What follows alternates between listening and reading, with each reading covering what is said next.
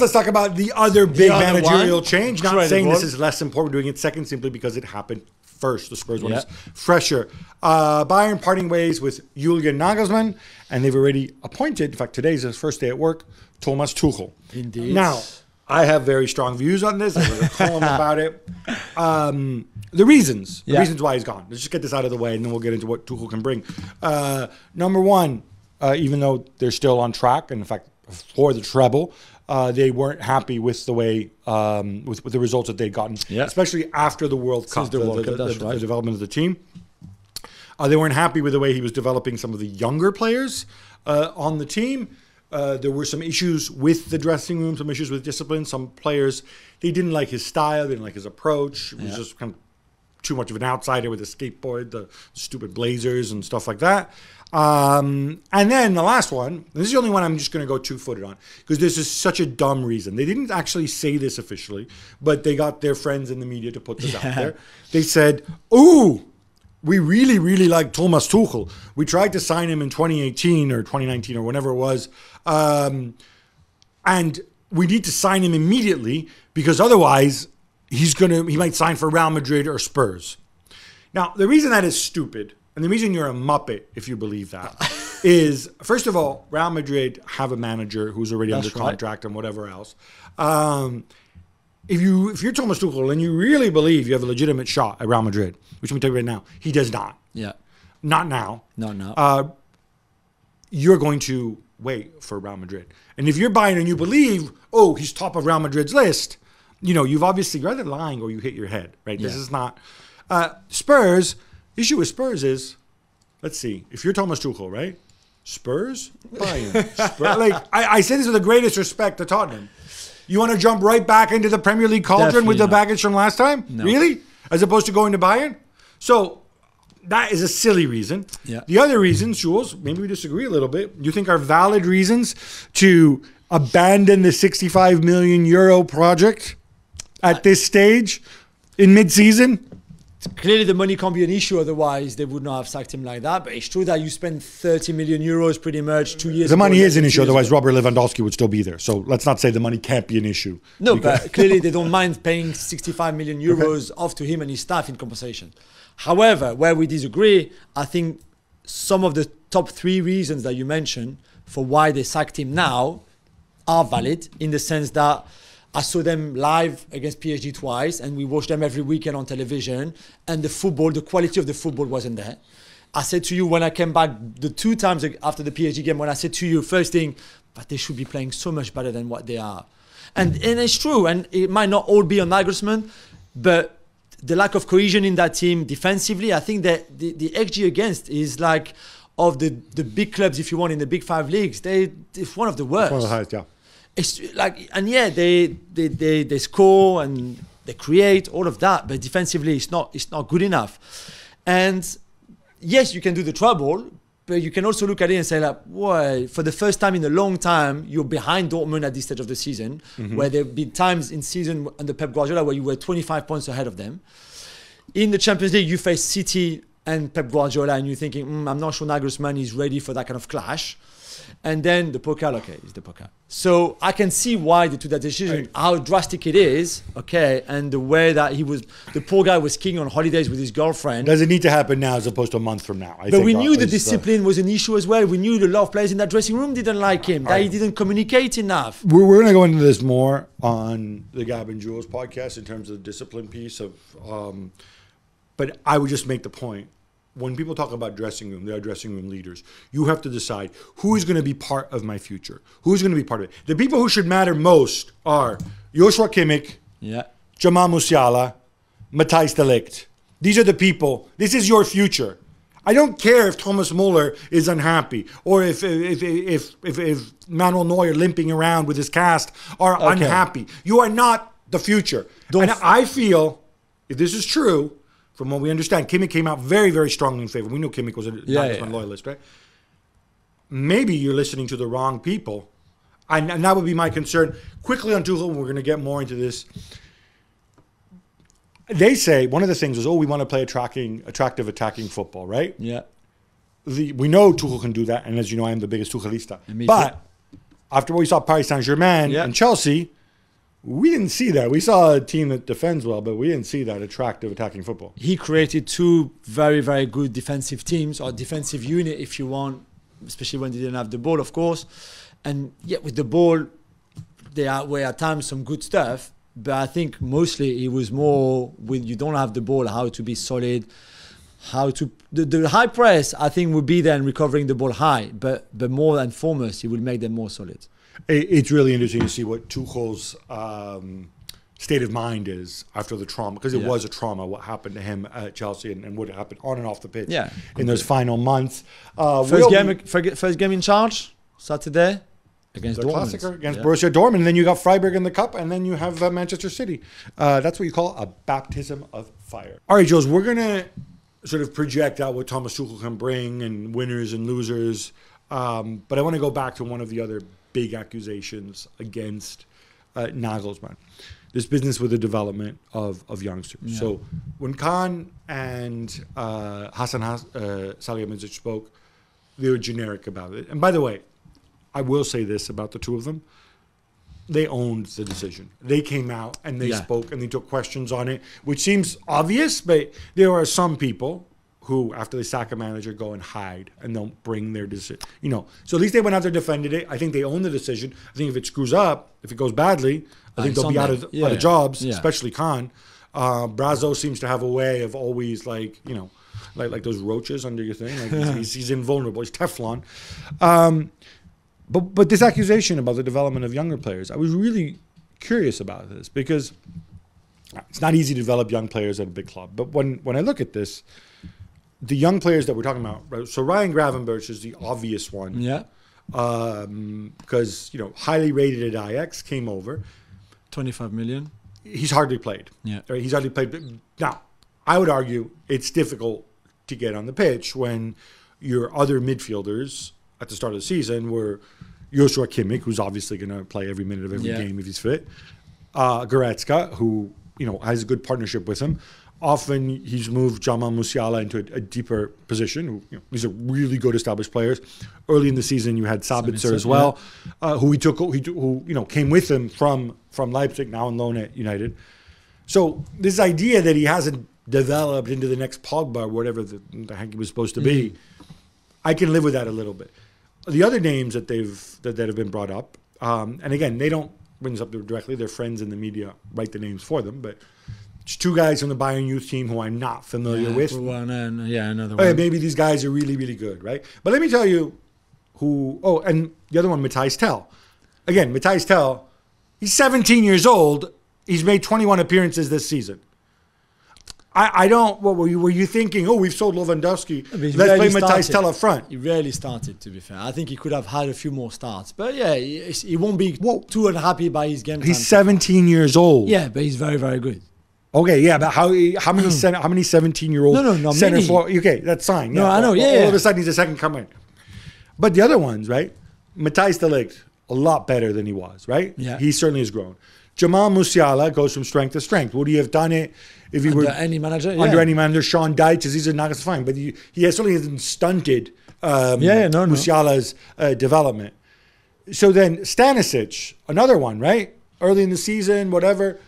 He's been really good when he's played. Yeah. So when I look at this and I say, well, wait a minute, who are we missing out? What moves the needle here? I know, but you've been in this game for long enough to know that they will always going to find excuses. Exactly. Okay, fine. So this part of it is an excuse because I can get you the development thing, right? I can get the idea that even though we, as in Ollie and Brazo, we decided to get the club to give him by the way, they gave him a 5-year contract, which is pretty much unprecedented for managers, right? Nobody gets a 5-year contract, right? We made this massive commitment, and then we've decided that, we got it wrong. We're not developing on the results and team. Yeah. But, maybe I can give you that. But now you're going to attack him for the development of the youngsters? It's the same issues as the Tuchel might have gone to Real Madrid. Okay, so we put that in the same category as a nonsense Muppet Maybe not so excuse. much because I can see the point about Matthijs Tel to start with. The other two, not so sure. Yeah. I don't know about Gravenberch. Attitude maybe to training, to Nagelsmann's discipline, to Nagelsmann's methods, all of that. We're not always there on the training ground. But on the result side, does the fact that they sold Robert Lewandowski and didn't replace him or replace him? But Nagelsmann was very happy to let Robert Lewandowski go. Did he say, I'm very happy to let Robert Lewandowski go without signing another center forward? When at my previous club, I had a whole gaggle on them from Poulsen to Andre Silva to whatever. And now all of a sudden, I'm going to readapt Sadio Mane. Did he say that? Well, I think he was on board with that because remember they didn't want to play with a proper number 9 until quite late in the season. He started with that 4-2-2-2 with Mane and Müller and Musiala playing behind and Koeman and all of that, not really wingers. Yeah, so because rather than playing with Choupo-Moting, he said, I'd rather play with these guys who are good. I'm really not sure that he wanted desperately a number 9 to replace Lewandowski. I think he was happy to let Lewandowski go and do what he had in mind, which at the time was very different. And then Mane has also been injured too. Yeah. No, but I think in a way Nagelsmann, I think that if Nagelsmann reflects on it and he's honest, he will see the flaws that he had in the last 18 months. I think he will also see the good things that he did. But was he really, when he sacked the goalkeeping coach, when he sacked Manuel Neuer's best mate, could he have maybe waited for the summer? And that's the thing about Nagelsmann. I think he's a genius. There's no doubt. I think tactically he's great mind. But you can't have it both ways. You don't think that Kahn and Brazo were on board with the sacking? Yeah, no, maybe they were. But so it's kind of like, I don't know. I just think there's been a bit of a failing of the collective and the collective responsibility here. Unless, and I've told this before, unless something happened that we do not know about, which is always the possibility. Unless there's something, we haven't heard Nagelsmann's version yet. Yeah. Unless some news comes out, which made it impossible for the club to continue, and they had to act now, which is always a possibility. Because I tell you what, weird, unexpected things happen in football. But for example, I was not too familiar with the story that Julian Nagelsmann's girlfriend used to work for Bild covering Bayern Munich, and the fact that now they're together, apparently again, one of the stories planted in the papers in Germany was that the dressing room was not too happy that there was a journalist, not married, but living with Julian Nagelsmann that, maybe you talk to, etc., etc. It's funny because who is Mrs. Well, I don't think they were married, but who was Thomas Tuchel's longtime companion? What did she do for a living? Yeah, exactly. So no, say it because people might not understand it. She was a sports journalist, yeah? Exactly. Okay, no. So I'm just checking, Germany. Right? Yeah, no, but same with this one good, that one bad. Come on. Tuchel has had a flat in Munich for years now, okay? But where did he decide to go back and live a few weeks ago, a few months ago? Walk his dog around the outside of the Sabener Strasse saying... All of that, I feel a bit... Plus, he's so tall and lanky that you can see him from far away. Like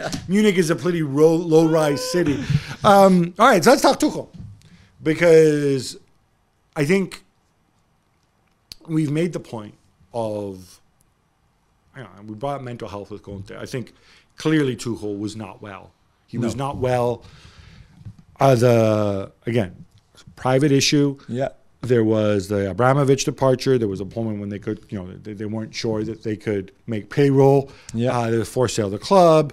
All of a sudden, to drive the bus to take the team to a game. Exactly. Bowley and Iqbali show up with the thing. He has to be effectively, the sporting director stroke chief scout because everybody at the club leaves or is sacked. Everybody, right? It literally, the summer is him and Bowley and Iqbali, right?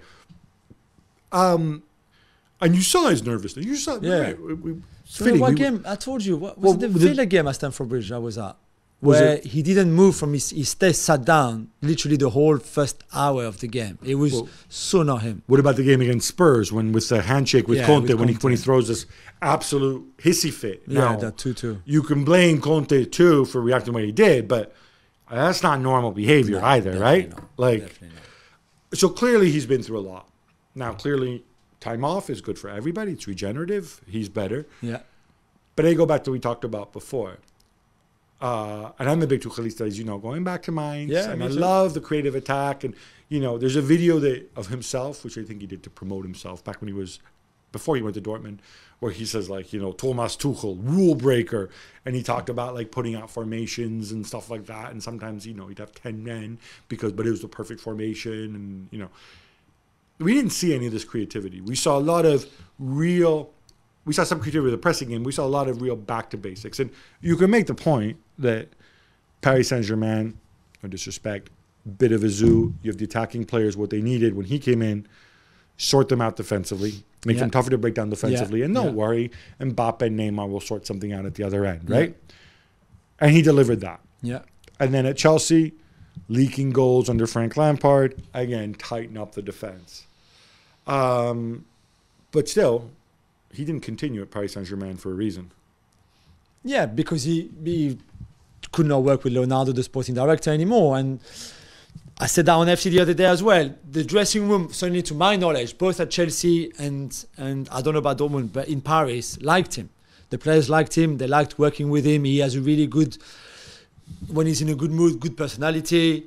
I think the issues, both with Boli Ekbali and Leonardo in Paris, were sort of outside of the sporting perimeter, if you want, the dressing room, etc. I don't think it's always easy to work with if you're above him. Sporting director, owners, chairman, president, whatever you want to call them. But I kind of always knew that the dressing rooms were all on board with whatever he wanted to do, and the results were there.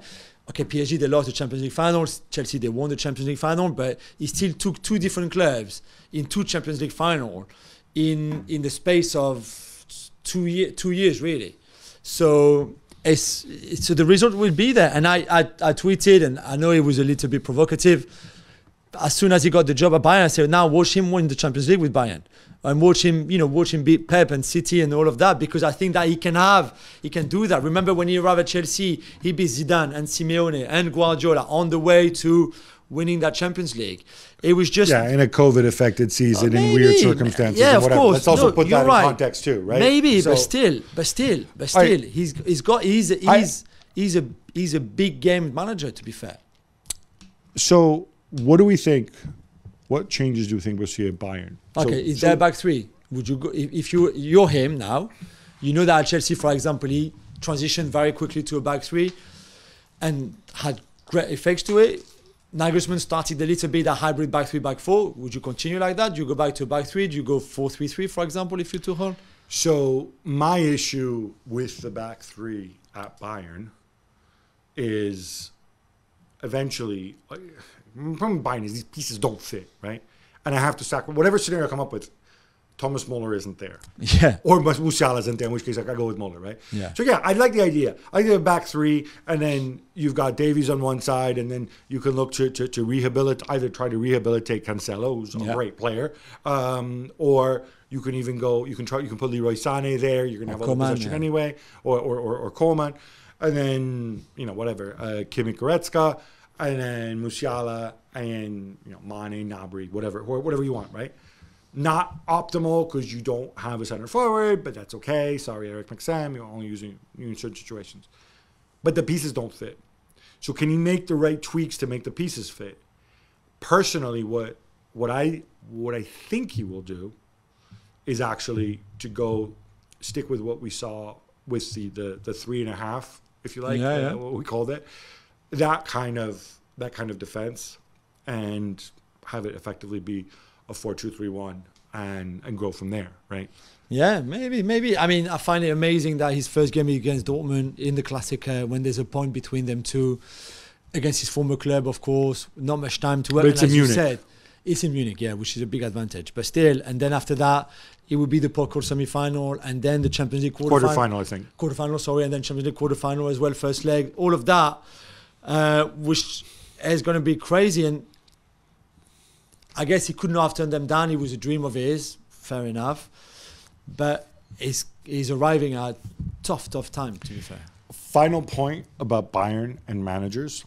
So since Hitzfeld left, they've made 9 managerial appointments, right? Including Heinkes, who you count twice because he came back twice.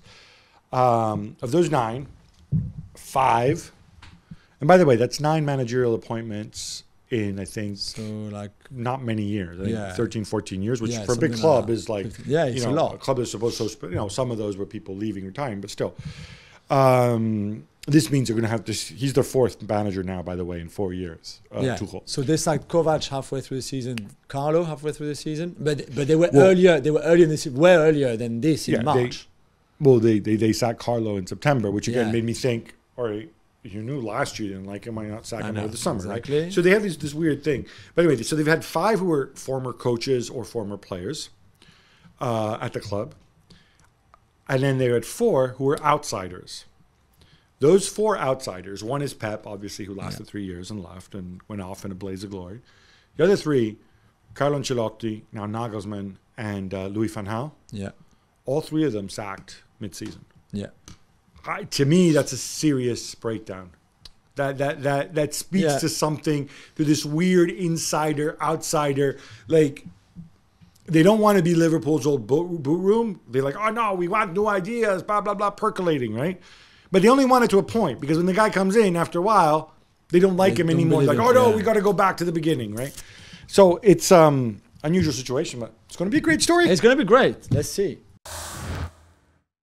Well, thank you very much for watching ESPN on YouTube. For more sports highlights and analysis, be sure to download the ESPN app. And for live streaming, premium content, and let's not forget as well, ESPN FC 7 days a week. Subscribe to ESPN Plus.